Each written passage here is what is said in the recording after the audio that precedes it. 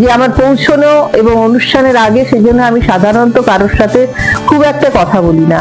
আমি নিজের মনে মগ্ন থাকি যে এবার কিন্তু আমার দর্শকের সঙ্গে কথা বলার কাজ। আগে যখন যে সমস্ত সিনিয়ররা আবৃত্তি করতেন, তাদের কবিতার মধ্যে একটা সুর ছিল। আমি সবার কবিতা, তখন আমরা ক্যাসেটে শুনতাম, সবার কবিতা আমি শুনেছি। কয়েকজন দেখতাম যে তারা একদম কথা বলার মতো কবিতা বলেন।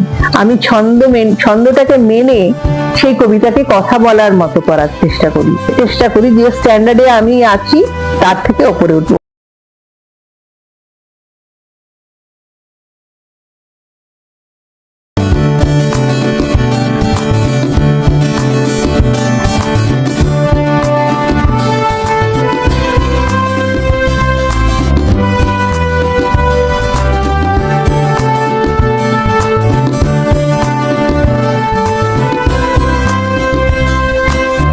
শুধু নিজের হাসিটাই তো হাসি নয়, আমার মাধ্যমে যদি কেউ একজন তার মানসিক আনন্দ খুঁজে পায়, সে কবিতার মাধ্যমে সে শিখেছে, সে প্রতি মাসে কিছু টাকা আমাকে দিয়েছে, তাকে যদি আমি কিছুটা প্রতিষ্ঠা দিয়ে যেতে পারি, তারপর সেটা সে আমাকে কতদিন সম্মান জানাবে সেটা তার ব্যাপার।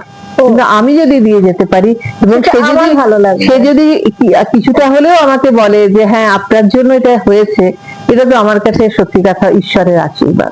তোমার আগামী প্রজন্মের সব আবৃত্তি যারা শিষ্য মানে শিক্ষার্থী তাদের, এবং তোমার নিজের যারা শিক্ষার্থী মানে শিষ্য আছে, কি বার্তা দেবে? কোন ঘরানায় আবৃত্তিকে এগিয়ে নিয়ে যাবে এবং ওই শিল্পী হব, স্টেজ পাবো, এই আশাটা অনেকের ভেতরে কিন্তু এসেছে, তুমি বোধহয় অস্বীকার করতে পারো না। সেটা না করে আমি আলোচনা করলাম মেনে কতটা কি বার্তা দেবে তুমি বলো?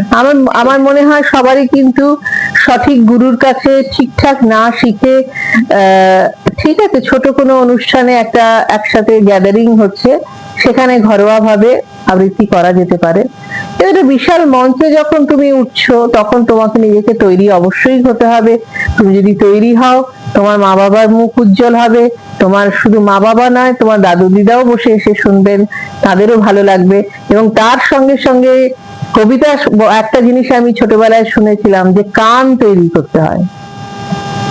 কানটা কেউ তৈরি করছে না, শুধু তারা বলছে, বলে বাড়ি চলে যাচ্ছে। কানটা তৈরি করতে হয়। শুধুমাত্র আমার গুরুই আমাকে বিকশিত করতে পারেন না।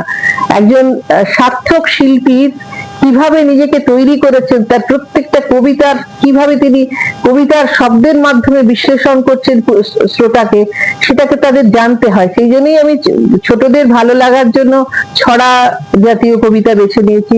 এবং মানুষ প্রচন্ড ক্লান্ত হয়ে বিকেলে বাড়ি ফেরে যখন, তখন তারা অনেক সময় অনুষ্ঠানে যান, তখন সেই সময় হয়তো দীর্ঘ কবিতা, তাদের একই আঙ্গিকে সিরিয়াস কবিতা শুনতে শুনতে তারা যখন ক্লান্ত হয়ে পড়েন, সেই সময় ছন্দের কবিতাও আসুক, সেই সময় সিরিয়াস কবিতা তাদেরকে ভাবাক, তাদেরকে আরো বিকশিত করুক যে হ্যাঁ কবিতা নিয়ে এরকম কাজ করা যায়। এরকম যেমন গান বসে শুনছি, সেরকম কবিতা বসে বসে শোনা যায় এতক্ষণ। এই মনস্কটা হতে হবে, সেটা বাবা মাই পারবেন, আমরা শিক্ষকরা তো অবশ্যই আছি। মানে আমার তরফ থেকে আমি কিন্তু 100% এগিয়ে আছি, চেষ্টা করছি যে শ্রোতা তৈরি হোক। এক সময় যখন আমার একক অনুষ্ঠান হতো রবীন্দ্র সদন এবং শিশির মঞ্চে, এমনকি দিল্লিতেও, আমি দেখেছি যে মানুষ, হল ভর্তি মানুষের সামনে আমি কবিতা বলছি, তাই বলতে আমার নিশ্চয়ই ভয় লাগতো যে এখানে কিন্তু সমস্ত প্রাজ্ঞ মানুষেরা রয়েছে। সবাই যে কবিতাটা জানে না, বোঝে না তা তো নয়, তারাও কিন্তু পড়াশোনাটা করেন। শ্রোতার কানকে আমাকে তো দেখাতে হবে। এখন যখন মঞ্চে উঠি, তখন দেখি এত অনুষ্ঠান হচ্ছে, লোকে কোনটা শোনা আর কোনটা মানে ইমিটেশন, তারা ঠিক সময় পাচ্ছেন না একজনকে জাজ করবেন। এরকম অনুষ্ঠান হওয়া উচিত যে একজন যে যাকে দেখে আমরা মনে করব যে হ্যাঁ একেই বলে শিল্প। সে গানের ক্ষেত্রেই হোক, নাচের ক্ষেত্রেই হোক, কবিতার ক্ষেত্রেই হোক, যে কোনো শিল্পে যে একজন শ্রেষ্ঠ। সেখানে কোনো মানুষের দ্বারা আমি প্রভাবিত হব না। সে কি করেছে, সে দিল্লি গিয়েছে না লন্ডন গিয়েছে না ইউএসএ গিয়েছে, তা নয়। এমন একজন মানুষ যে তার কবিতার মাধ্যমে দর্শকের মনকে জয় করেছে। দর্শককে এই জিনিসটা আমাদের অভিভাবক অভিভাবিকারাই তৈরি করতে পারবে যে শোনো, তোমরা শোনো, যত শুনবে তত জানবে, কান তৈরি হবে, তারপর তুমি তোমার নিজের বক্তব্য তোমার গুরুর মাধ্যমে তুমি প্রকাশ করবে।